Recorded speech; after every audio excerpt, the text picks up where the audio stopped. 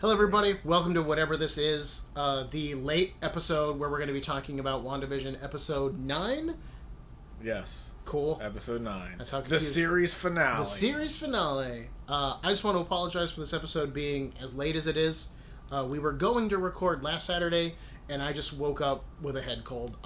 My throat was scratchy, my voice was gone, my head was like fogged up. I didn't want to risk getting Efrain sick, and I didn't It's understandable. Yeah, and I honestly didn't think I would be, like, competent in a conversation. So I was like, we'll just Although pass you for did now. say you would have found it a little more amusing if you did decide to do it with a head cold. I think it could have been more fun just because, like, I don't know what I'm talking about anymore. But that's a little less fun for me, too. Yeah. So, yeah, we put it off for a couple days, so we're coming at you a little bit late on this one. So you would have been like, the time when Logan showed up, Yeah. and, like, he had, like, When Magneto stepped through that portal, Stepped through that portal, man. that's what we've all been waiting for. Buddy. And then he went against Wonder Man, and, I that won't was lie. Cool. I would have been way more excited if Wonder Man had shown up than if Magneto had shown up. Like, I agree. Personally. I agree. If we're gonna go, so that's probably the first thing I want to do just to get it out of the way, and I don't want to be mean about it, but we didn't get mutants introduced. That was one of the biggest fan theories. I have internet argued with so many people about, but this is House of M, and we're gonna introduce mutants, guys, and it's gonna House be crazy. Of M. Okay. And I didn't want that to happen, and it didn't. It didn't happen. Goodness. People needed to get that out of their heads. I mean, it's just funny to me that, like, a Wanda story happens and everybody goes to House of M right away because that was basically, like, her most famous storyline. So everybody thinks automatically it's House of M. And I'm gonna have to break down House of M on, like, the podcast at some point, because, like, House of M isn't even a good Wanda story, like. Because you end up getting revealed that, like, she was being manipulated by Quicksilver, and she was being manipulated by Magneto, who was being manipulated by Quicksilver, and so much of the book is eaten up by the X-Men and the Avengers and this alternate reality dealing with this situation, and it's a Brian Michael Bendis comic, so they spend, like, 6 issues just being like, I don't know what's going on, should we even do anything? And then in the last issue they go, Exposition. We should! And then they all team up, and then at the end of it, Scarlet Witch is just like, this is stupid. You all are dumb. No more mutants. Get out of my house. And, like, vanishes everybody. It's not a good Wanda story. It's just a notable Wanda story. That's why this series was called WandaVision. Well, because it was based off of a comic book starring her and Vision. Yeah, it drew a lot more from that early 80s series. Yes. And it's something I've never read, but I'm glad that they went with the older material. Yeah, same here. That stuff... I was just going to say real quick, to me, it's just, along with a lot of other things that we see in the MCU, is Kevin Feige, he really harkens back on Marvel tradition in the comic books. And that's what I really like. There's certain things that, like, a lot of people don't realize that in the movies, a lot of stuff happened in the comics back in, like, the 60s or 70s that he's reintroducing in the movies. Well, and it's cool to see that mix getting a little brought in a little bit more, because, like, we had Winter Soldier has been a big plot element, and that Winter Soldier didn't even drop until, like, 2003 or 4, I think, in the comics. Yes, 2004. Yeah. Yes. Then we had Civil War, which happened right before the Winter Soldier reveal happened. Yeah. Early 2000s. So, Civil War was 2006. A lot of what we've been getting from the MCU has been more recent stuff. Even the Infinity stuff was early 90s. Yes. Touching on something from, like, the early 80s is, to me, it's really cool. Even as someone, like, my Avengers collection does not go past, like, maybe 94, really. So I haven't read that stuff. Like, I've never read the Scarlet Witch and Vision stuff from the 70s and 80s. But I love the fact that Marvel's drawing on that era to tell more stories. Like, just showing the breadth and depth of... Comics have always been good, and these ideas have always been there, if you're willing to read them and invest in them. I love that. Which brings us to White Vision. Yeah. Yes. I have been... I love this because I had pitched that they should use White Vision back in Infinity War. Yes. when they were pulling the Mind Stone, getting ready to pull the Mind Stone out of Vision. Turned to gray. Yeah. Yeah. He basically Optimus Primed out. He did Optimus Prime out. Yes, oh, that's true. I just thought of that. Oh, my heart. Now my heart really breaks in a way that it never did before. I just thought of it. I'm like, he did Optimus Prime out. Holy crap. I don't know. I didn't think about it back then. Pass the matrix of leadership onto you, Thanos?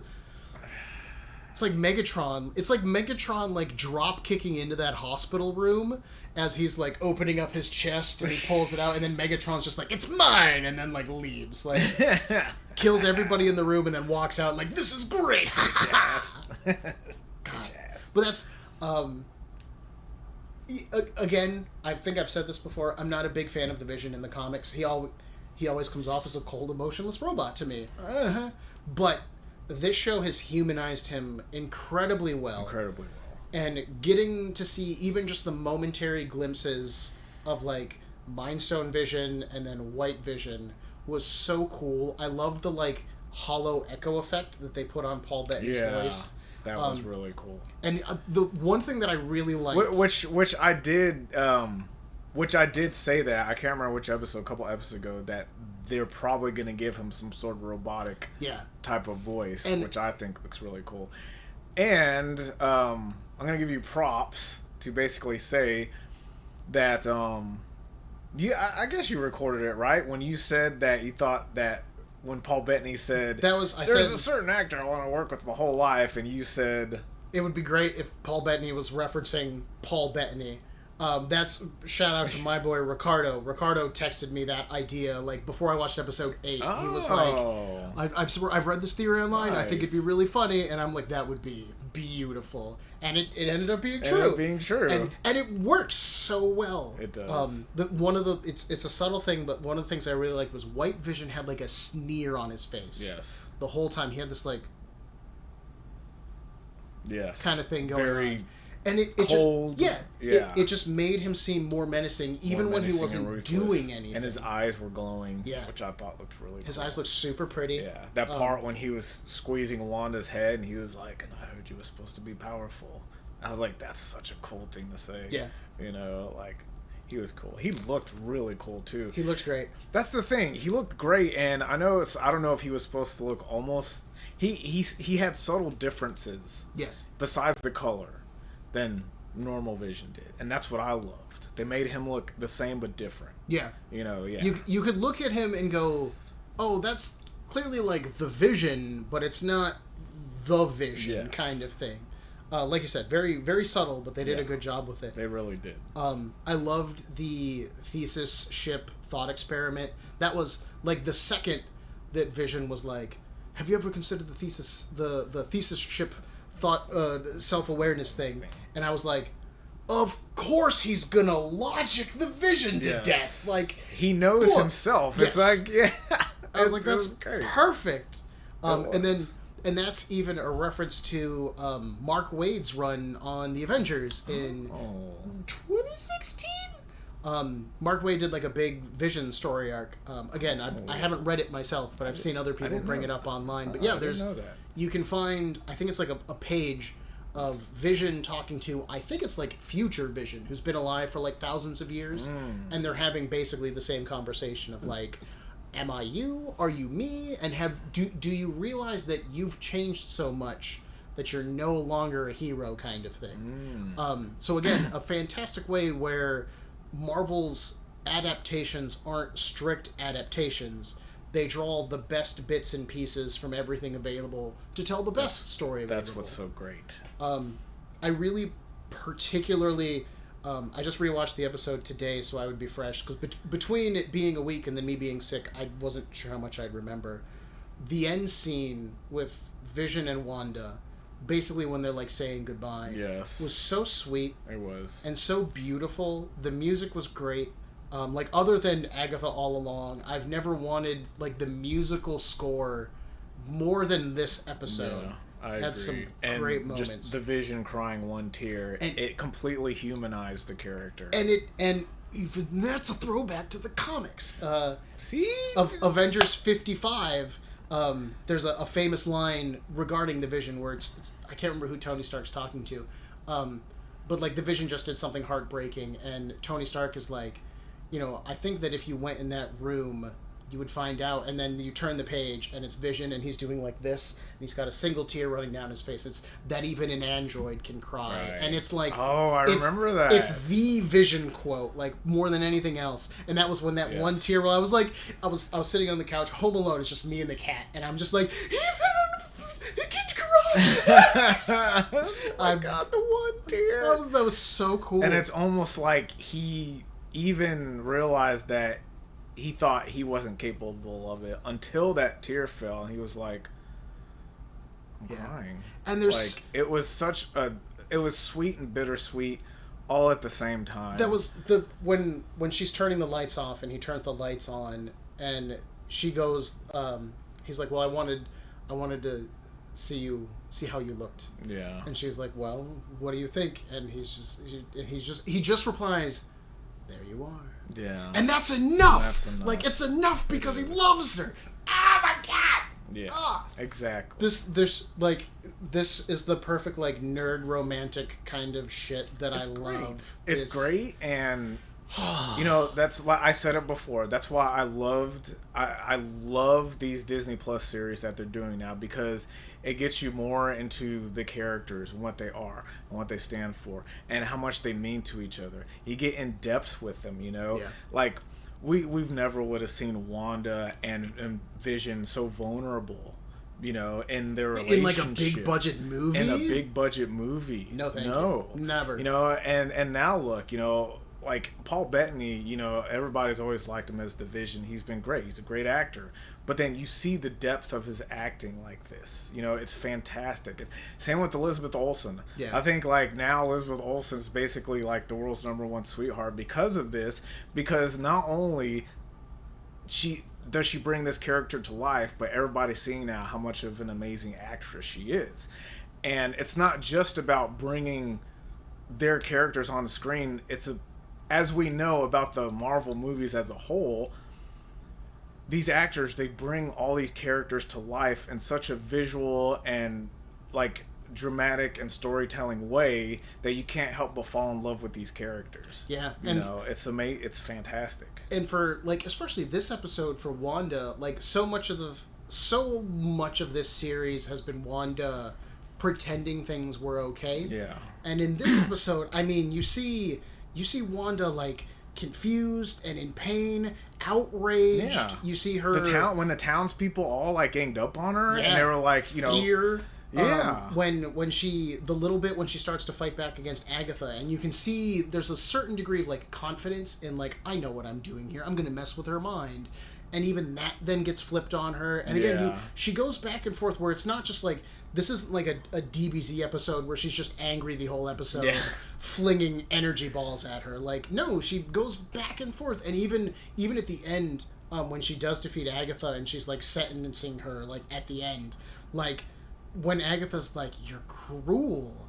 And I'm like, yeah. Like you weren't. But kind of fuck you, right? There's a certain degree of like, on the one hand, I think they did such a good job investing you in Wanda's narrative that you can agree with what she's doing. But I also think that there's, at least for me, there was a part of me that was still disgusted by it too, of just like, you are being cruel. Yeah. Like, this is when I rewatched the episode today, I immediately flashed to Return to Oz, because that's like a touchstone movie for me. At the end, after Queen Mim has had her magic like stolen from her, the Princess of Oz, I don't remember, Ozma, she's like, and a witch without her magic is a sad thing indeed. And when Agatha just like gets set on the ground, like that quote came into my head, and I was just like, yeah, it really is. And then another Disney vehicle, and to see on the Coronet, Oz the Great and Powerful, yes, was one of the films, because it was that. And I saw the Tannhauser Act, which is a Blade Runner reference. And there's a little bit of contention online. The Vision debuted in the Avengers shortly after Blade Runner was released in theaters. And you have this idea of, do androids count as people? Can robots evolve to a point where they're the same as people, kind of thing? The original creators of the Vision never stated. The book was called Do Androids Dream of Electric Sheep? Correct. Yes. Philip K. Dick novel. Yes. And so that was a cool, like, we get it. Like, we know we're referencing the source materials reference is how much we understand where this is coming from. I thought that was really cool as well. Yeah, that was really cool. It's interesting to me how when we knew it was Agatha all along, with her character, she was playing along with Wanda's whole visualization of like her little dream sitcom. But at the end, ironically, Wanda trapped her inside her own character. You know, with the line when the Scarlet Witch was in her full outfit, which I have to say looks fantastic. Looks so cool. It looks so great. Scarlet Witch has always suffered visually in the comics. I feel like this is one of the first. The outfit that she had in her ongoing series from like 2015 or 16 maybe, I thought looked really cool. This to me is a cool like reinterpretation of that. Like this looks gorgeous. It looked great, and as soon as I saw it, and I kind of set it to where when you look at it, it kind of reminded me of like some of Vision's type of design in a way. See, I didn't see nearly as much like myself, but I won't say it's not there. I guess I don't know, maybe the streaks in a way. I mean, she does kind of have like a black like V thing going on, but I don't kind of like that. It's probably not meant to be a certain way, but like I think it's just meant to be like a guideline that just kind of follows the shapes of the body. It's more sleek. Yeah. And I thought she looked fantastic. You know, that's why I liked the line when she did transform Agatha into her sitcom self, and she was like, "Whoa, did I leave the oven on, or is that you, hot stuff?" Yeah. You know, I thought that was great. And okie dokie. And super props to Catherine Hahn, who has been really fun as Agatha, even as someone who such a good actress, even as someone who didn't like Agnes for most of the show. Yeah. That's I think because I knew I wasn't supposed to like her, like just something's off the whole time, and I was just suspicious. But when they switched to her in like back in suburban sitcom mode, and like I could swear she had tears in her eyes. I think so because Agatha knows. It was like the townspeople how they were basically trapped. Agatha inside of Agnes is dying in that moment. Yeah, she is. She's absolutely suffocating in that role. I think you're absolutely right.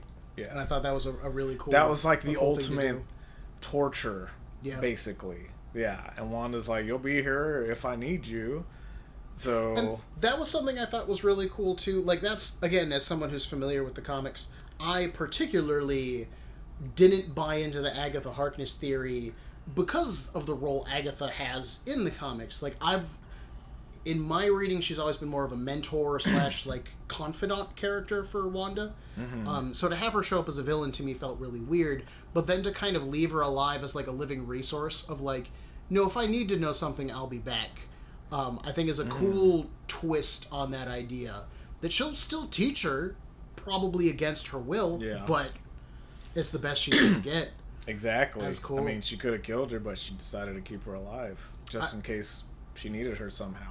Because she still knows that, like, even though Agatha did try to take away her power, she's still knowledgeable. Wanda still, Scarlet Witch still knows that she has a lot of learning to do. Yeah. You know, and Agatha knows more about chaos magic than she does. So, For now, exactly. So, her looking in that Darkhold and shit. Yeah. So. But before we move on to Darkhold, just a small thing I loved Agatha's black fingertips. Yeah, those were cool. I tried looking online to see if that was like a witch thing. Sort of significant type of witch thing. I didn't see anything specific. I'd seen one website claims that it's from like using black salt will like stain your fingers. Somebody else was like it's from like candles because the smoke like dyes your fingers black. And I'm like I don't know if that's true. That doesn't feel right. So I'm not sure what otherwise that could have been. But it was a real cool like visual trick of just like this is creepy. Yeah. Like, I just thought that was like really neat looking. Especially since Wanda would wear gloves but then have her fingers exposed. Mm-hmm. And then you've got Agatha has no gloves on but her fingertips are stained black. Her fingertips are stained. Yeah. I thought that was pretty cool. I thought that was a cool little visual effect. Yeah. And even throughout the episode, Agatha was still cruelly coaching Wanda. Yeah. But still coaching Wanda, like manipulating her through her ignorance. I mean, the runes helped out. Yeah. At the end, which was really cool. That was the one thing that, like, the Previously On I really didn't like. When the Previously On was like, these runes mean a witch can't use her magic. And I was like... Which means that's going to be useful. Yeah, and then at the end when they were doing the thing, I was like, oh, and this is going to be runes. And okay, cool, thanks. That's okay. This is how she loses her magic. You kind of spelled it out for me, but... With runes. It works, yeah. You spelled it out, and then you made sure to tell me again that it would be important. But yeah, like I said, Agatha was great. Yeah. An interesting reinterpretation of the character, for sure, versus her MCU counterpart. I've had so many people at work be like, how are they going to use Agatha in, like, the Fantastic Four now? Because in the comics, Agatha debuted as Franklin Richards' nanny. And yes. I don't think we're going. I don't think we're going there. I don't think we're going there anyway. Either. But I would love to see Agatha more in just the rest of the MCU, whether as an ally or a part-time, like she is the Wong to Wanda's Doctor Strange. Yeah, she could be in Doctor Strange 2. You never know. Yeah. Yeah. It's true. And between Marvel being so secretive about, like, their casting and their projects, Mordo could find her. You never know. Like, that would be kind of cool. Wouldn't that be fucking wicked? I would feel bad because I feel like he's gonna kill her, but like I don't know. He might have some use for her. He might. Know. He might. See, that seems like a practical Doctor Strange thing, and Mordo's whole thing was like you can't be practical. Yeah, he was like rules. Magic, fuck wizards. Yeah, too much magic in this world. Fuck it, fuck magic. Kill them all. Yeah, yeah. But it would still be kind of neat. We kind of brought up the Darkhold, which we've got confirmation that book was the Darkhold. Yes. My understanding from people who've managed to watch all of Agents of S.H.I.E.L.D. is that it does not look like the Darkhold from Agents of S.H.I.E.L.D. No, it doesn't. I watched those episodes. Sure. I have. Because those episodes were also coinciding with Robbie Reyes' Ghost Rider as well.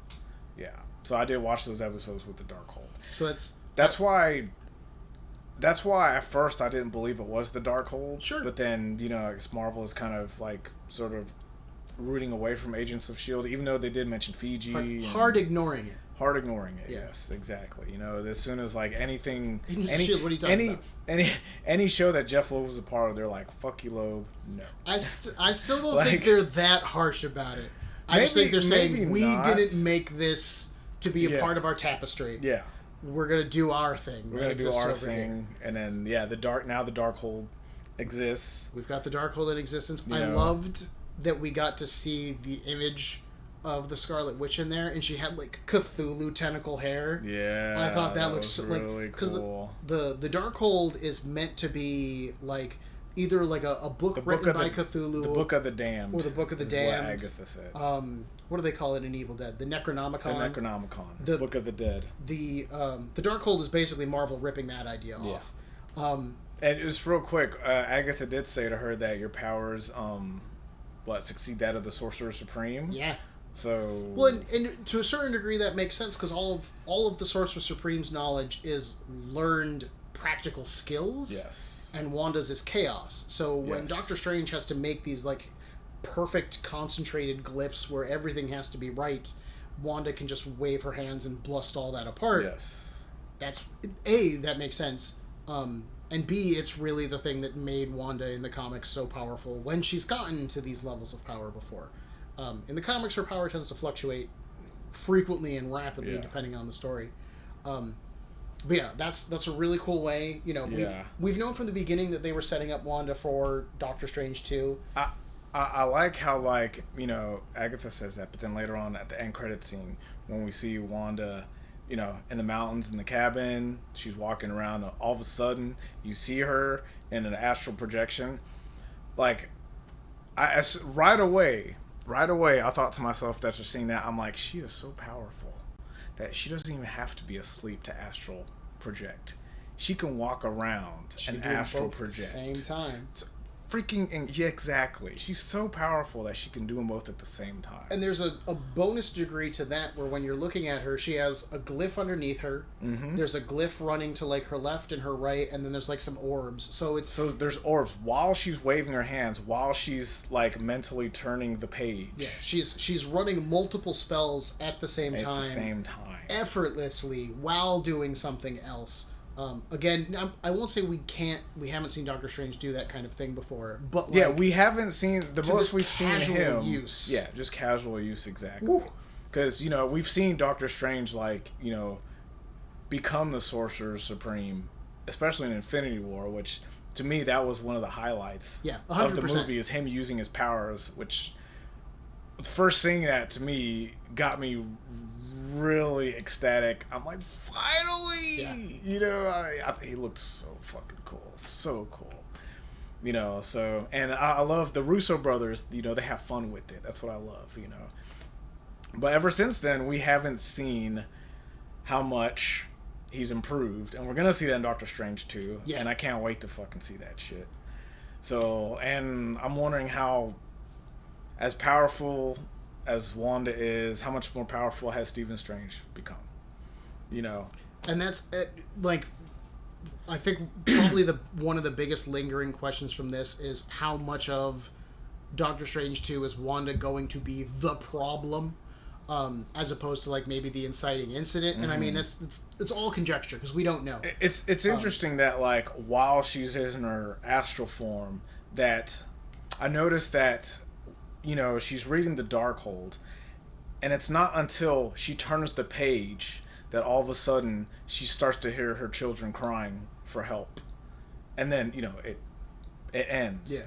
Yeah. So I don't know what she stumbled upon exactly or what she heard, but something happened when she turned that page. See, I don't know. That to me felt like a coincidence. Unless it was a coincidence. Yeah. All of a sudden, that happened. It makes me wonder, her children, are they trapped somewhere? That's another thing. Are we going back to Mephisto? I've gotten so many questions at work of people where are her kids? And I'm like, well, in the comics, her kids were technically pieces of Mephisto's soul. They were Mephisto's life essence. Yeah. So they could be trapped in hell. Yeah, they could have gone to hell. You could easily change this and be like, it's another dimension. Wanda, for a time, Wanda's chaos magic was tied to an elder god named Chthon. Chthon, yes. Who wrote the Darkhold. I read some stuff about Chthon. Yeah, again, he's Marvel's Cthulhu kind of character. And so, you could replace Mephisto with Chthon if you want to use Chthon as a villain in further movies, which Chthon doesn't really do anything in the MCU, in the Marvel comics, so he could be one of the villains in Doctor Strange. I mean, we're going to see multi-dimensions, in Doctor Strange. Yeah. So God only knows what we're going to see. Yeah, exactly. Is Wanda going to possibly be the villain in Doctor Strange? Is she going to be an ally? Is she going to be both? Yeah. Is she going to start as the villain and then become an ally? Yeah, exactly. That was one of the things I've seen a lot of online, is a lot of people feel dissatisfied with Wanda's journey in WandaVision because the show spends so much time A, literally telling us that she's the bad guy, and then B, finally demonstrating that she was torturing this town of people for at least a week. Yes. And then she just leaves. There's no punishment other than the punishment of having to give up her family and her personal perfect slice of heaven. She wasn't arrested, she wasn't punished, she just leaves and retreats to a cabin somewhere. And so I've seen a lot of people and then upset. That essence became more powerful than what she already was. Yeah. Yeah. So there's a degree of she didn't get her comeuppance, and as comic book people, we tend to want comeuppance. And it's almost like she was rewarded. Yeah. Oh, you were an asshole to a town full of people? Here's your cosmic destiny. Yeah, you're a demigod. Exactly, Thanks. You're a demigod. Now you're literally the most powerful being in the Marvel universe. Yeah. Try not to break reality. Yeah, exactly. And that's I personally I feel like everybody at work's reaction has been, I liked it, but and even after my first time watching it, I had the same kind of thing of it definitely doesn't feel like the ending. Am I fulfilled? Yes. Yeah. It definitely feels like the beginning of the next thing. And don't get me wrong, I'm clearly excited for the next thing. Yeah. But the next thing isn't happening for 2 years, and I just gotta sit on this now. At least a year and a half. Assuming it comes out on time. Yeah. Assuming it comes out on time, because as far as we know, we're getting 4 Marvel movies this year. But who knows if that's gonna happen? Yeah. we'll see. So that's it. It did leave me feeling a little off balance. I do feel like specific characters. Are we gonna see Vision again? Yeah. And if so, when? And I've seen people like theorizing the most easiest thing would probably be Armor Wars. Just in terms of like we know that's gonna deal with some Stark tech, and technically the Vision's derived from Stark AI. From Stark AI in a way, Jarvis. Yeah, I've seen some people guess that like his new power source could be an arc reactor, and you know, I would say now that the Vision's gone rogue, but we don't know what the Vision's gone. Like he literally, on the one hand, the Vision literally ended a narrative with WandaVision. But then we also have a brand new iteration of the character doing who knows what. Yeah. Where did he go? No idea. No one's controlling him. Is he going to create a new group of Avengers? Is he going to just live on his own? Like, we don't know. There's nothing. It's true. And everything we've seen, everything that we know is coming out does not have a, like, Vision was a critical key component of none of these things. So I don't Except know. the series itself. Yeah. And, yeah, exactly. So but that Vision's story arc has been fulfilled. I do feel like... in a way. Not Wanda. Jesus Christ, brain. Monica. 9 episodes. I still can't get her name right. Yeah, what's up with that? I don't know. It's the Uh's throwing It's me, man. the Wanda, Monica. I do feel like Monica really got short-shifted to some degree. Like, I would say in the last episode, she got short-shifted. Darcy definitely got short-shifted. See, I'm fine. Like not to bring up a sore spot, but like Darcy and Jimmy Woo were background characters. Fuck those guys. No, like they were background characters. And Darcy was perfect. She showed up. She got the fuck out. And I would say like you were right. He didn't necessarily punch Hayward in the face, but metaphorically. Yeah. He punched Hayward in the face. I wanted to pause and be like, "Were you satisfied with Jimmy Woo's role in this finale?" I was like, "Damn." Yeah. I was like, in a way, Ben was right. He just called his buddies in Quantico, and that was it. Yeah. So he metaphorically punched Hayward in the face by having him arrested. He ruined the man's career. He did. He ruined the man's career, but like Hayward did that to himself more than fucking. Agent Woo did that to him. I've seen a lot of people online who kind of want Jimmy Woo to be the new head of S.W.O.R.D. Because, at the end, the whole, like, authority looks good on you, Jimmy, and he's bossing everybody around, which, when he's, like, start collecting evidence at the hardware store, that would be a good place. And I'm like, why the hardware store? There was no episode set in a hardware store. What are you, high? Why would that be the place you go? Like...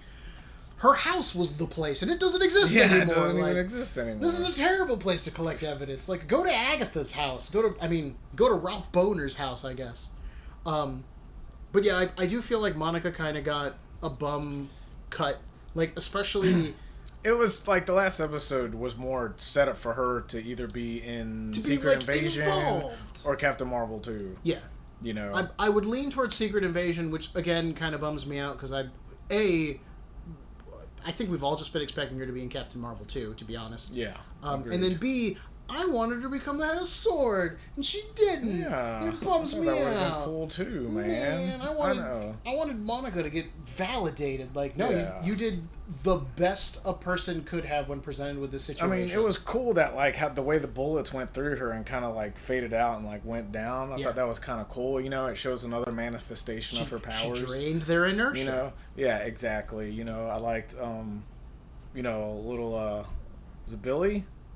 Oh, jeez. Yes. Okay, yeah, Billy, when he stopped the bullet and they both complimented each other on their powers. Yeah. I thought that was really cool. That was very cute. Yeah, that was very cute. Yeah, I like that a lot, too.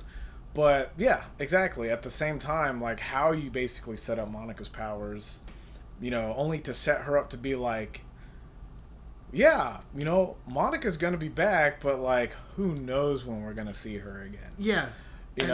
To make her such a big part of the series in general, only to be like, she's going to be in another series, basically. 4 years from now. Basically 4 years from now. Hold your breath, guys. Yeah. Who knows? Whether it be Secret Invasion or Captain Marvel 2, it's going to be a couple of years. Like... And that's the thing, she's a likable character. She is, and now we're not going to see her for a long time. I really loved the moment when Wanda undid the Westview Hex. And she was like, given your powers, if I had been in the same situation, I'd have brought my mom back. I'd have brought my mom back, yeah. And it's the important, like, humanizing, because it's so easy to, to some degree, it's easy to demonize Wanda because of what she did. Was honestly more thoughtless and careless than anything else. But the same kind of thing. It was out of grief, and she didn't even realize she could do that. With dealing with that extreme pain, and her just being like, all I want is for the world to be right again. And it didn't work. And honestly, like, even if the idea here is that they are setting Wanda up as the main villain for Doctor Strange, like, Marvel knows that it has, like, a good villain problem. Mm-hmm. And they've done better with like, Loki grew into a better... He honestly became less of a villain and more of a hero as he continued to appear. Yeah, basically like some sort of anti-hero. Yeah. Killmonger and Thanos were both pretty solid villains, but then they both also died. Yes. Wanda's arc here is a really good way of this character. It's the perfect Marvel universe with great power comes great responsibility. Yes. Wanda had the power to do this, and she did not use it responsibly. And it caused problems, and now she's a bad guy. Even if she's not looking at it as a bad guy, even if we sympathize with her, she still did wrong. She still hurt people. Even if, it isn't permanent, it's still damage. It was major damage. I mean, she basically tortured a town full of people. Yeah, she didn't even realize it. That's when Norm was like, "Could you just let us sleep?" And I was like, "You don't even get to sleep. Jeez, you're just awake. It's crazy. You're awake for a week. Like, that drives trained spies insane." It harkens back to the Halloween episode where you see that lady just like not hanging, and then while she's doing that, she's got a tear in her eye because they're suffering. Yeah, she's an android. Yeah, that's really what it was. That's what it is. One tear. Even an android can cry. Yeah, exactly. But yeah, they're turned suffering. The whole town into androids. And you know why? Mephisto, who's a mutant, by the way. Who's a mutant, by the way. It started out as a fly, but that's not really a fly. That was one of the things because there have been a crap ton of WandaVision articles dropping online in the meantime, and I did read that there was originally a plan for an episode 9. Deleted scene? Yeah, with Monica, Ralph, Pietro, and Billy and Tommy. Yeah, we're going to fight Senor Scratches, who's supposed to turn into a demon. Yeah, which would have been really so cool. And like that's what try and steal the Darkhold. Yes. Yeah. And that's honestly like it does feel like there's a narrative gap between where 8 leaves off and where 9 picks up. Agreed. Specifically regarding Monica and Ralph, I guess we'll just call him. That does feel like a gap. I'm really sad that they didn't get the rest of that to work. Again, I said it at the end of episode 8, like, I wanted a big fight where there was all these superheroes zipping around and fighting each other and shooting energy beams. Like, I wanted comic book stuff. And I still got it. Like, the Vision Vision versus Vision was really cool. And then, Wanda and... Now you're... I stopped myself. No, you're developing the opposite problem. I stopped myself. I call Monica Wanda. You're going to call Wanda Monica now. But I was like, I didn't say the whole word. Wanda someone else. Monica Wandica. But the whole Wanda Agatha fight was cool too. Yeah. That's why when I was watching, I was like, oh, Marvel cinematic fights, here we go. I thought, especially with Vision versus Vision. I loved the Ralph Boner reveal. I've seen so many people butthurt online that he's not Quicksilver, he's not from another multiverse, and I'm just like, this is great. This is great. He's not even someone important. He's not even somebody important. He was the Ralph that Agnes kept referring to. Ralph tells me, and then his name was Ralph Boner. Yeah. I'm like, oh, that's clever. And I even love that, like, the character seems to know how stupid he is when she's like, you're Ralph Boner, and he's just like, Boner. Like, it's such a, like, Beavis and Butthead and joke. The thing is, like even Evan Peters was like, when they called me, I'm like, yeah, I'll do it. I don't care what you want me to do. I'll do it. Yeah. Because he wanted to work with Marvel Studios. He didn't care. I want every other, like, in Spider-Man 3, I want Tobey Maguire to show up, but not as Peter Parker or as Spider-Man. I want him to be, like, a pizza delivery guy. Like, I want this level of, and then he says, pizza time. And then you have like Tom just be like, yeah, thanks, man, and like throw some money at hey, him. thanks, man. You're 7 minutes late. Yeah, the pizza's free, supposed right? to be free. Like, that would have been great. You watch him get on his ratty little moped. He's like, that guy looks kind of familiar. Kind of looks familiar. Close the door. I want every project because we know that Jamie Foxx at least is going to be in Spidey 3. Yes. We know that they've As talked Electro. to Alfred Molina. I don't remember if he was confirmed or not. So like, I think it's more or less confirmed. it's like 60% confirmed. I would say 60 to 40. Yes, Sure. I would say so. But yeah, I would love it if they were just like, we're just going to keep using all the actors from the old movies, but in joke roles. Fuck you guys. Like, God, that would be the best. That would be fantastic. That would be so that cool. Really would. Because well, I do kind of like that because they realize that like, well, these are great actors as decent villains, and they weren't used correctly in these Spider-Man movies. So we're gonna basically like or X-Men movies. Or X-Men movies, yes. But we're gonna basically like resurrect them to be better, which is cool. I don't know how they're gonna do it. Yeah. No Way Home is gonna be probably like they said the longest Spidey movie, so I'm gonna guess at least like 2.5 hours is probably gonna be. Like, and so don't get me wrong, I like a decently long movie, but like, god damn, like stop. I know. We'll see though. We'll see. Yeah, because there's a lot of Marvel movies out there that like were Infinity War to me didn't feel like 2.5 hours because it was just like boom, boom, boom, boom, boom. It didn't when we watched it in theater. I'll fully admit I've never watched it all the way through. Honestly, since the theater, I've seen it like 20 times. You know me, I can't watch anything when I'm home. No, like, you can't. If it doesn't come at me in like a 20-minute burst, it's too long. Yeah, don't worry. I haven't, mainly because Endgame is 3 hours. I've only seen that a handful of times. I honestly think Godzilla King of Monsters is like the single most rewatched thing for you that I currently own, like within the past like 2 years. Like, no surprise. Other than like for me, what are classic films like Transformers the anime movie, Labyrinth, Return to Oz. Like I just watch those regularly anyways. I don't. The MCU movies, there's so much work. I'm sitting. He's like, you're like, there's so much work, and I'm sitting here rewatching them again. Yeah, I can't. I can't.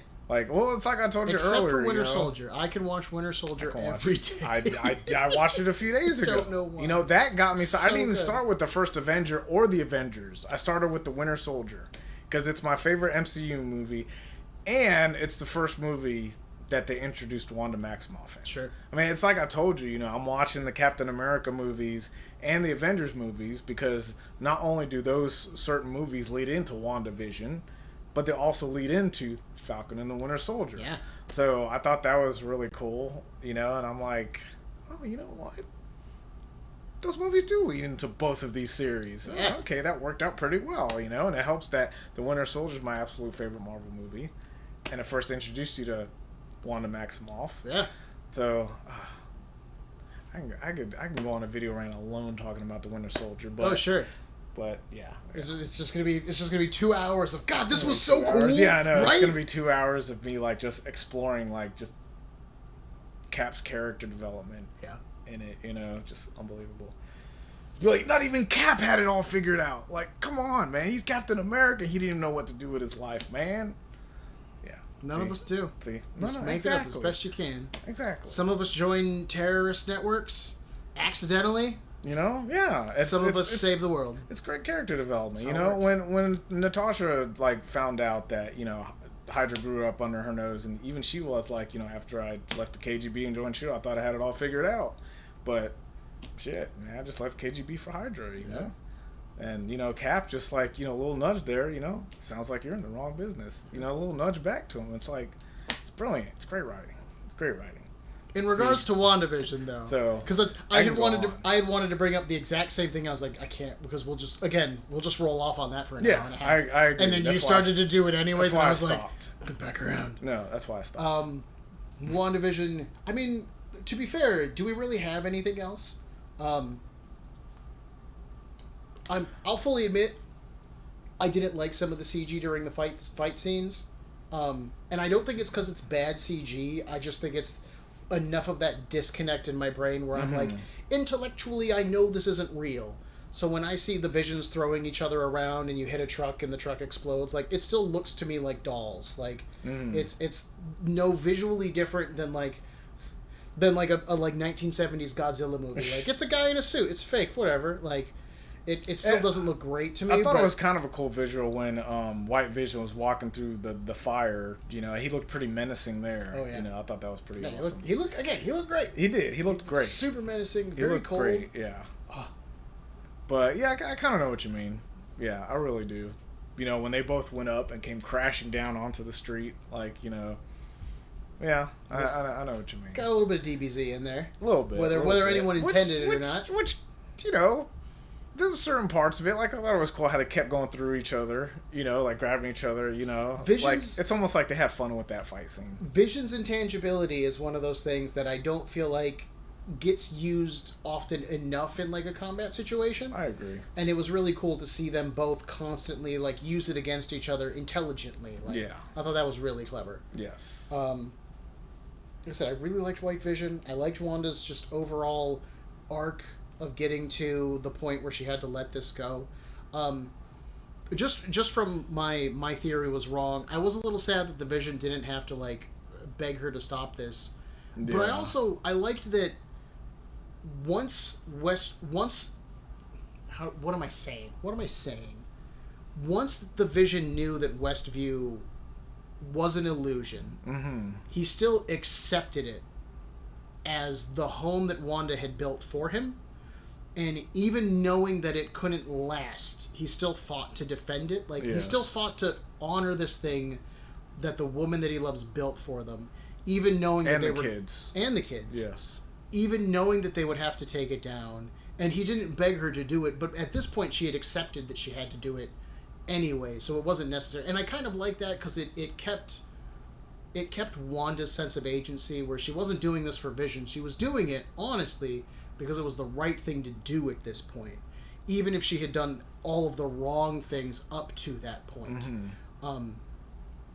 So again, R.I.P. my fan theory, but, you know, R.I.P. everyone's fan theories on this one. And I'm pleased with how it did wrap up instead. Yeah. Like I said, I loved Vision's kind of quiet acceptance, and then also his, like, you can fix everything, but you can't fix this for us. Like, that's a friend of mine. He thought that he asked me. Shout out to Mark.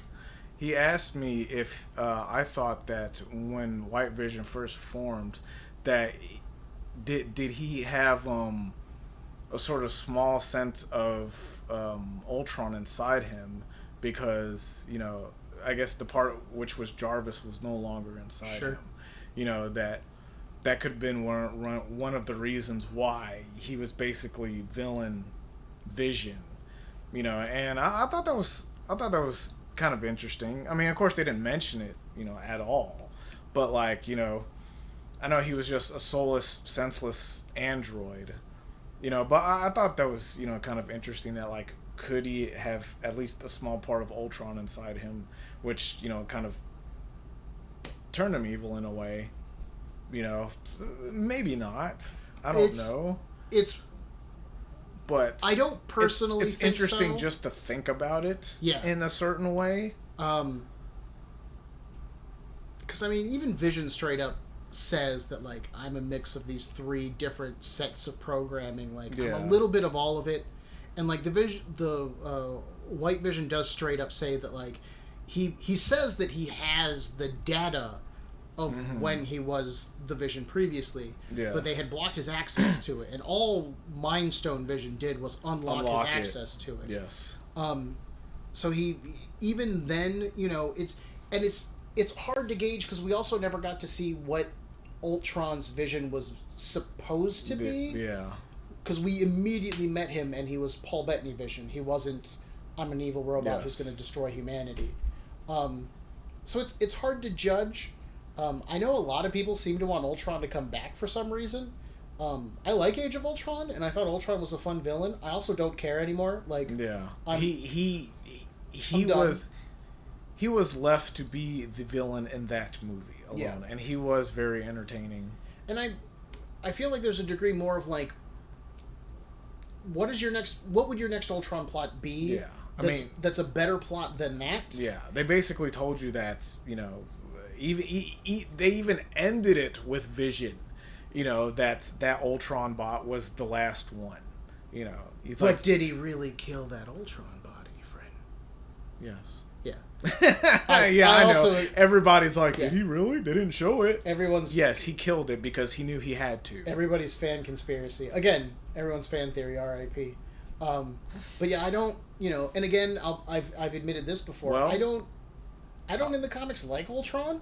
Like, typically. Yeah. Ultron's best stories to me in the comics. He was more robot. He wasn't autonomous. Yeah. Like he was in the movie. He just never has personality in the comics, and I get it, he's an evil robot, but it's amazing how much you slap a personality onto an evil robot, and suddenly I'm like, you know what? He's got a point, right? Yeah. Like, you make him destroy humanity. You put a personality on him, you make that personality James Spader, and it fits really well. And you make it James Spader doing an evil Tony Stark. An evil Tony Stark, exactly. And it works really well, Like, but again, I'm satisfied with that. Like, I do think it would be kind of interesting to see. It's going to be interesting to see what the Vision does from here on out. Because, like, again, what is his goal? We know that he has access to his memories up to his death in Infinity War. Yeah. But again, is he a defender of humanity now? He doesn't have the emotions he once had. He just has the information. So, does he want to save humanity? Does he want to punish humanity? Like, again, they drew a little bit of inspiration from Mark Waid's run on the Avengers, and the Vision. I don't want to say he was like the team leader, but like he was like an important character in that comic, and that comic had like Miles Morales, Spider-Man, Miss Marvel, and Nova on it. So like, could Vision show up in Miss Marvel to like recruit her for an Avengers team? I would argue that would be really mismatched. And I would argue it's unlikely, but I wouldn't say it's impossible, given that, again, Marvel will draw from whatever stories they have. Yeah, they still left it open for him to return. Yeah. I don't believe they would just leave that wide open and just have nothing for him to do. Well, I feel like it's more like that, where they set him up where if they want to do something they can, and if they don't, they don't have to. Paul Bettany said he would play Vision for forever, basically, for as long as he wants. Man, what a class act. Yeah, Tom Holland said the same thing as Spider-Man. Chris Hemsworth with Thor. Chris Hemsworth with Thor. Everybody loves being their characters. Like, everybody loves being in their characters because... Except RDJ, he's done. He's done. He's done enough already. That's the thing. Once you establish their characters and once you let them basically dip their fingers into what they want the character to be, and Marvel lets them, then they basically can develop them themselves, and that's why they love playing them. I did read something similar. Benedict Cumberbatch said something similar working on Doctor Strange 2 recently. Where he was like, the first movie and then the Avengers movies, you're kind of doing what you have to do in those roles, more so than exploring, like, the interesting things about the character. Where he said working with Sam Raimi on Doctor Strange 2 so far has been very collaborative, and he's been allowed to, like, kind of stretch his wings a little bit more. So that's cool. Which at least sounds good. Yeah. But again, I think it leads to that idea of, like, once you establish these things, and then you get that freedom to be like, make your second movie, and as long as it's good, we're fine. Like, it's as simple as like Tom Holland's hair was long, because he did Uncharted, and they wanted him to wear a short-haired wig, and he was like, "Fuck that bullshit! I'm not wearing a fucking wig. I don't know what the hell y'all thinking. I want my hair to be long. This is my original hair. If y'all don't like it, fuck y'all. I'm not wearing a wig." And he put his foot down, and they were like, "Okay." Well, you're not wearing a wig, and he said he was actually really proud of that because he stood up for himself and his character, and they let him. Well, and it's not as if Peter's never grown his hair out either. Exactly. Like, 90s Peter had a mullet. Yeah. Ultimate Spider-Man had the middle part, had the middle with, part like down right there. Bangs, but yeah, he had it, and it was up to here. Like, it was pretty long. Yeah. So I think that's cool. You know, in the same way where like plus to me it shows him growing. He's getting older. Yeah. So like he's gonna grow his hair out. And in the same way where Thor, when he got his hair cut in Thor Ragnarok, and he looks so much better with shorter hair. Like there's only a certain degree, like adherence to the comics only matters in getting the themes of a character right. Slavish adherence to the comics just leads to stagnation, and you're just producing the comics again at that point. Just read the comics. Well I like that. I'm fine with that because his hair was short, but then in Endgame it was long again. Yeah. So like it's not like they're like his hair's just gonna be short. Period. And then if you see in like behind his the hair never grows again. It never grows again. Exactly. And then you see behind the scenes, photos of Love and Thunder. His hair's long again. Yeah. His hair is still long. So, yeah, that's what I like too. That's why Chris Hemsworth said he'll play Thor whenever as long as he wants to, because Taika let him develop that character. Yeah. Because he said he wasn't sure about playing Thor because Thor was so stiff. He didn't really have much character development until Taika let him play with Thor. And then Chris Hemsworth had a lot of fun. And then now that he's established his own version of Thor, which is way more likable, now he wants to play Thor as long as he wants. Same thing with Paul Bettany as Vision. Yeah. You can definitely tell in WandaVision they let him kind of kind of dangle with Vision a little bit, And such a I just want to keep gushing about how good Paul Bettany was as the Vision. Again, like in the comics, I always liked Scarlet Witch, and I'll fully admit that I liked her more because she was connected to the X-Men. As a dude who grew up on the X-Men books, anybody who was tangentially related to the X-Men was immediately more important than anybody else in the room. So like the Avengers would show up, and be like, "What's the Scarlet Witch doing?" I don't care that Captain America's there. That guy can go jump off a bridge. I don't give a shit. But to have watched this whole show and enjoyed Wanda's journey as much as I have, but to also have fallen in love with the Vision's character as much as I have, you said you weren't particularly fond of the Vision at first, and I won't say I've read a lot of Vision comics. I read the Tom King, Gabriel Walta series that I think was like 12-ish issues. 12 issues, yeah. About him and his family. And that was a really good run, but it's also a very specific run. Like it was award winning. Yeah. Yeah. And awards. But out of like 60 years of the Vision existing, that was the one thing that I was like, this is a good Vision story. Everything else, yeah. But so yeah, it was really cool to see that, to like fall in love with that character. Monaco's a lot of fun. Yeah, there was just real quick. There was a meme online that it says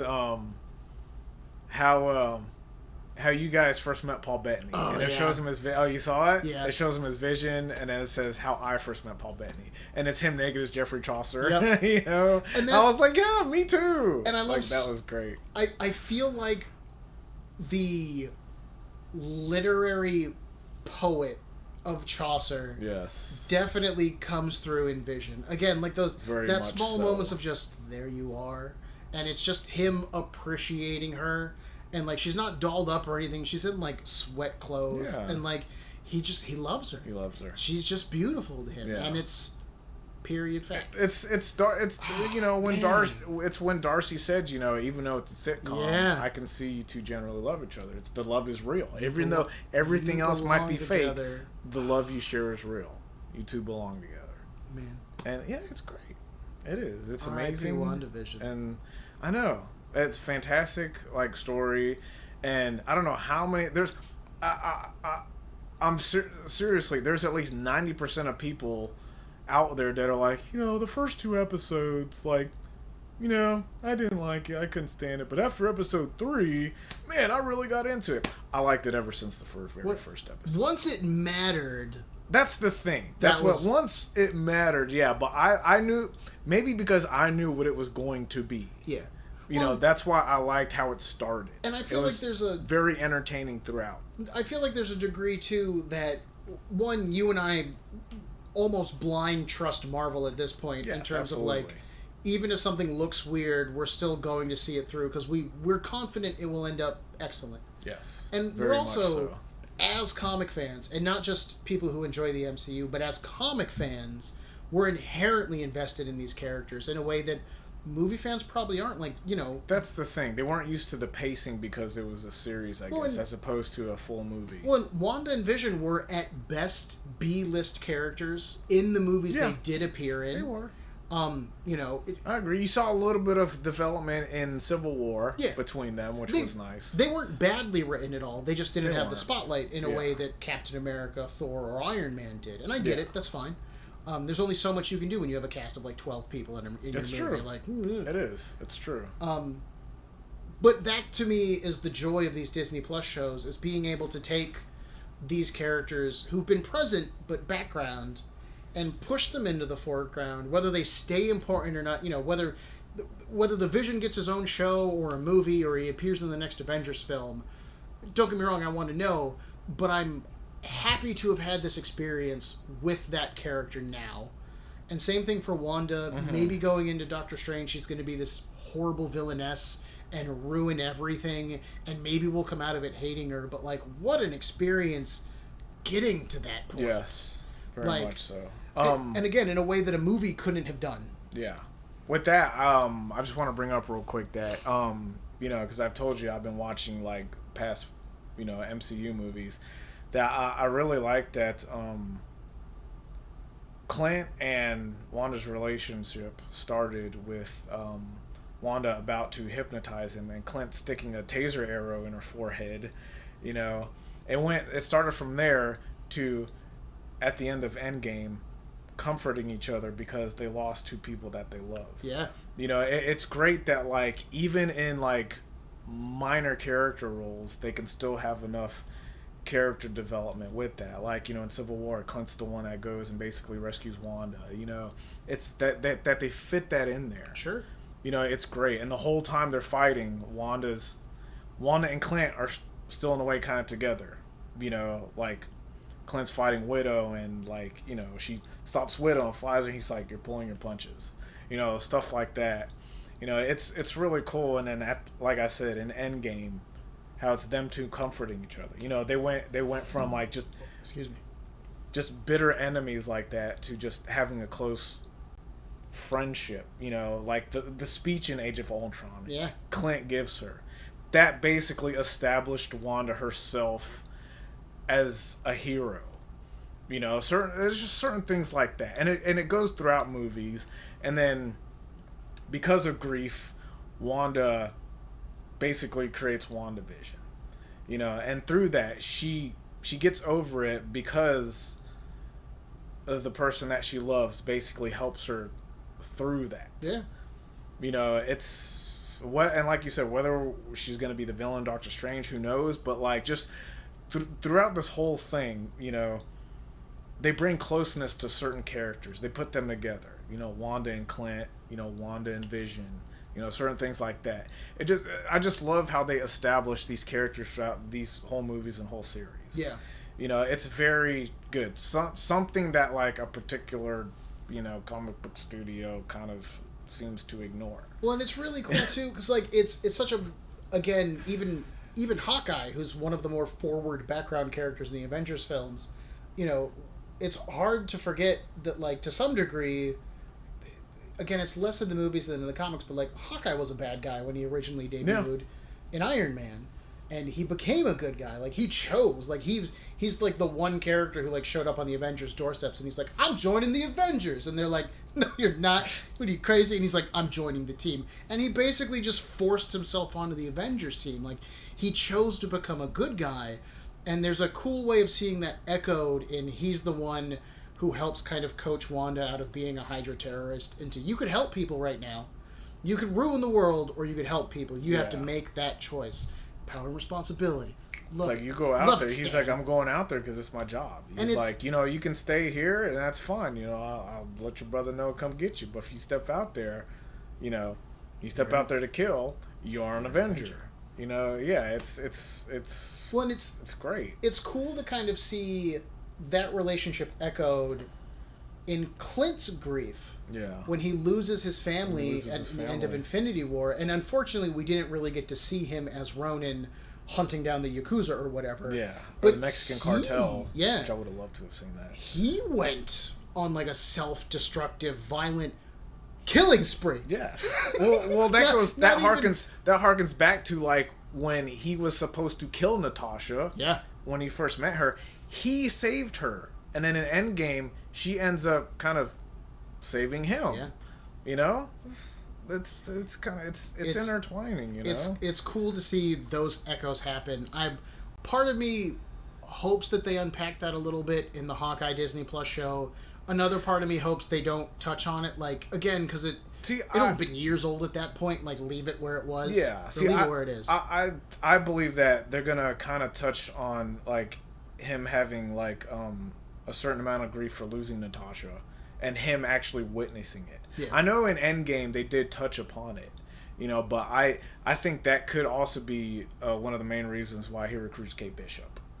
You know, I think that might have something to do with it. Yeah, it's gonna be, because again, like Kate Bishop's like the way Kate Bishop was introduced in Young Avengers is from what we know is going to be so different from the MCU structure. Again, it's hard to like play guessing games with it.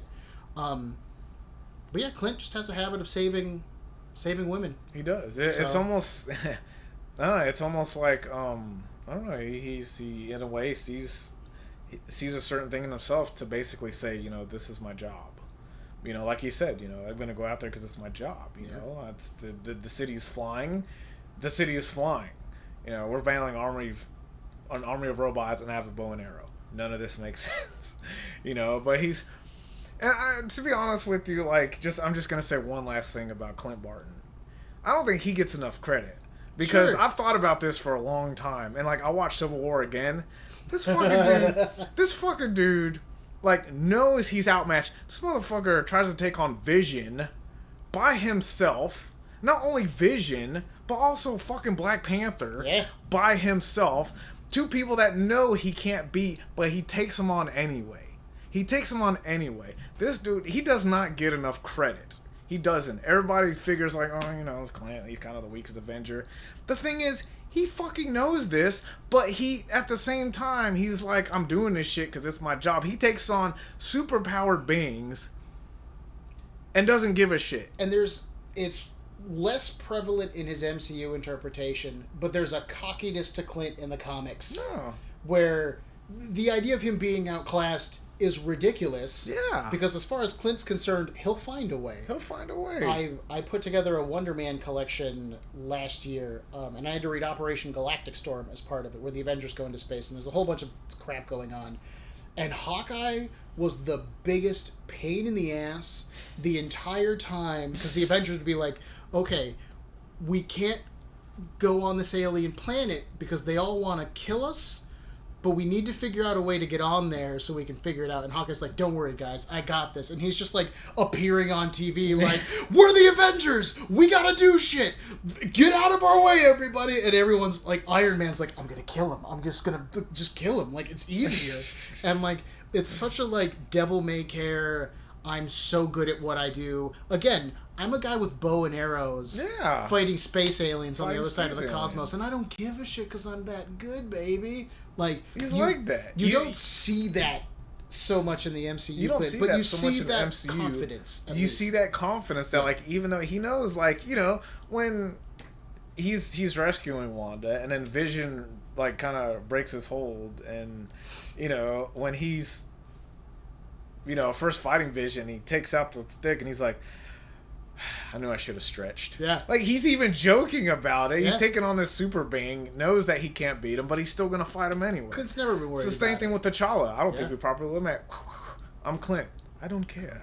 You know, and he's still going to fight him, you know. That's why I love at the end game when, and that too, you know, he's got a gang of aliens chasing after him, holding the most coveted thing in the universe. Yeah. And he knows he's coming through in the clutch. He's coming through in the clutch. And he still kills all those aliens. Yep. And then even at the end, like, harkening back to Civil War, when T'Challa goes, I don't care. T'Challa yells out, Clint! Yep.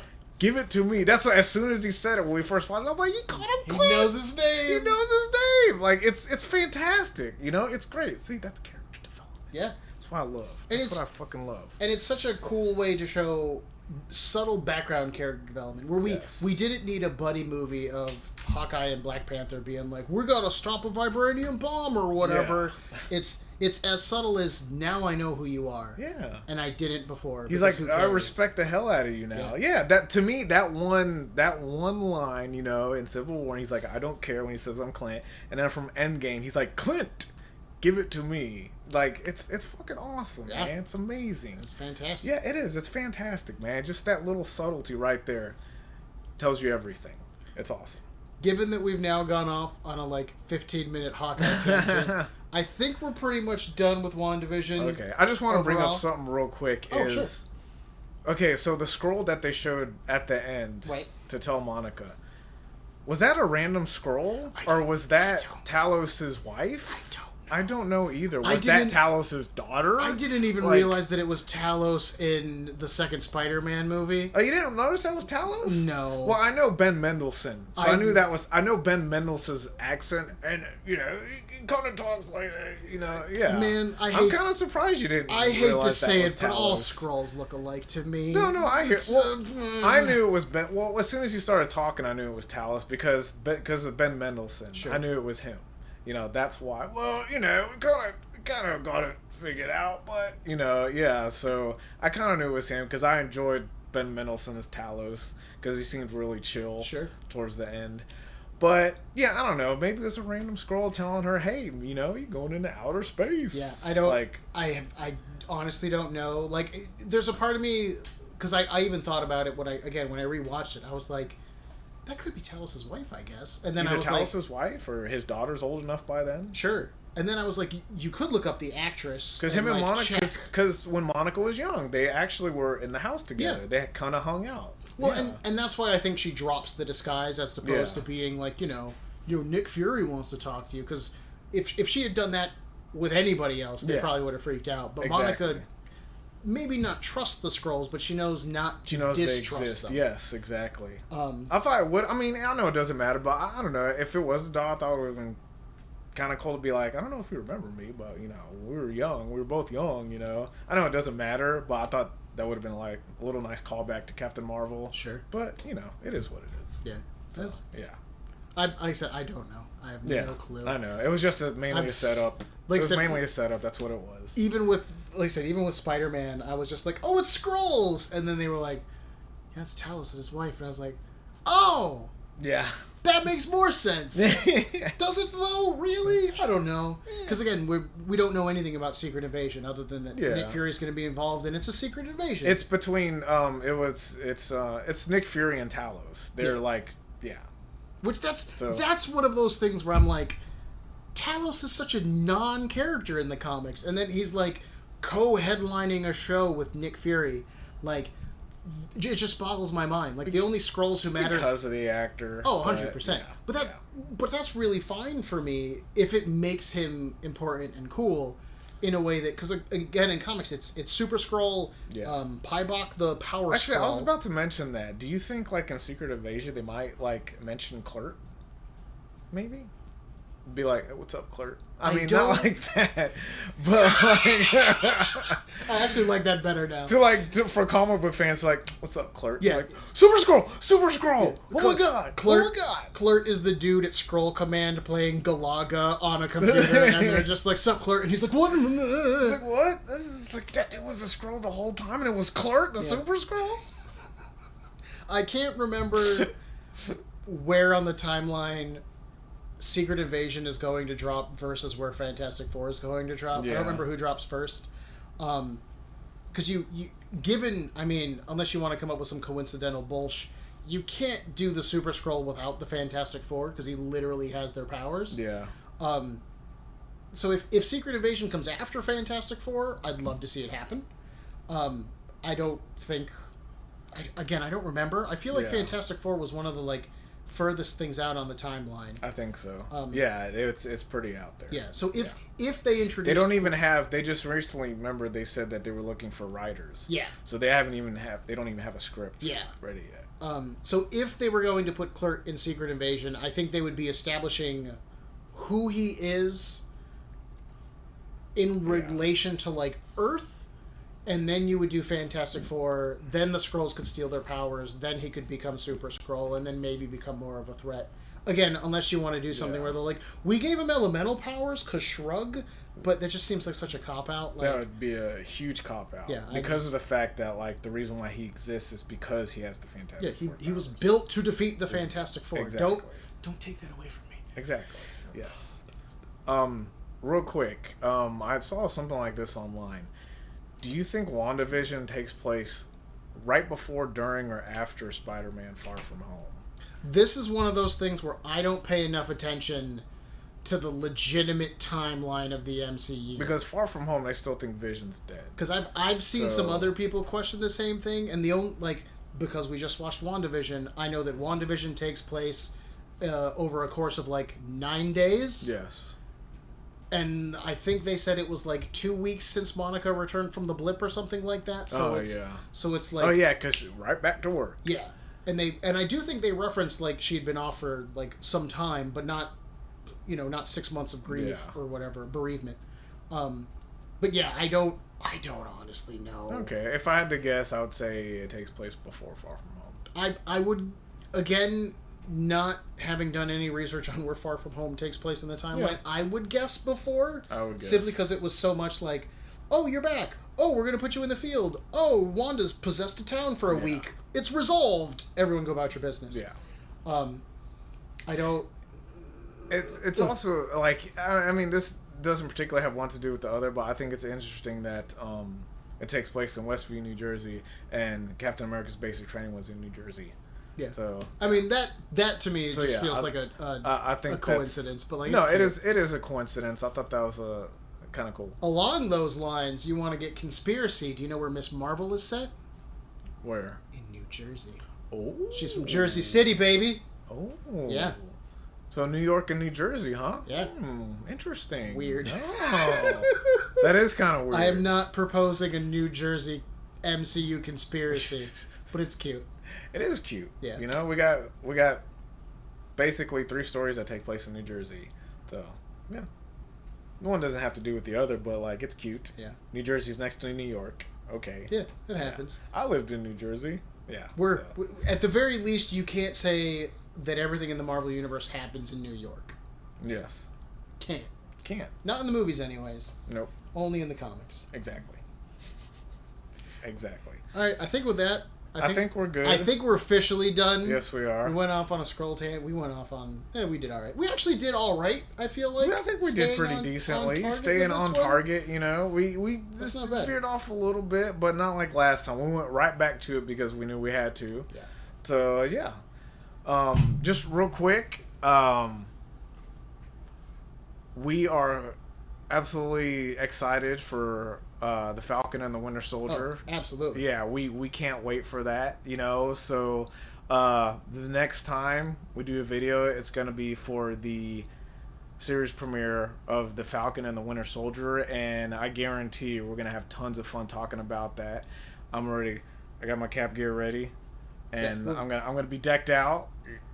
Just wait and see. But we're definitely going to have fun with that, and we cannot wait. Like everybody else, we can't wait for that shit. Yeah, we will be taking next week off of releasing any kind of video.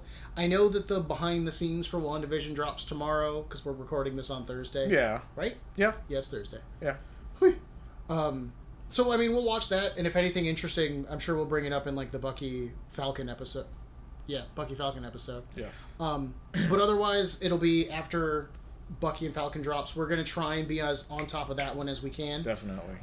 Again, we're both really looking forward to it. Very thank you so. Guys, everybody, so much for supporting whatever this is. Thank you guys so much for supporting all of us. I get a lot of friends that say when they do watch this, they really like watching us, and they say that, especially, my friends, Mark and Asha, my friend Asha tells me that, like, certain knowledges that we have, like, shouldn't be wasted, and she said she looks forward to watching this because of the fact that we know so much. I love, like, I immediately picture, like, a Mad Max timeline where it's just like, you must go to the lore, men, and then it's just, like, comic book nerds sitting on top of like a throne of old back issues, and then like, we made it into a throne. Yeah, like, I can tell you Wolverine's first appearance. Yes, I can tell you that.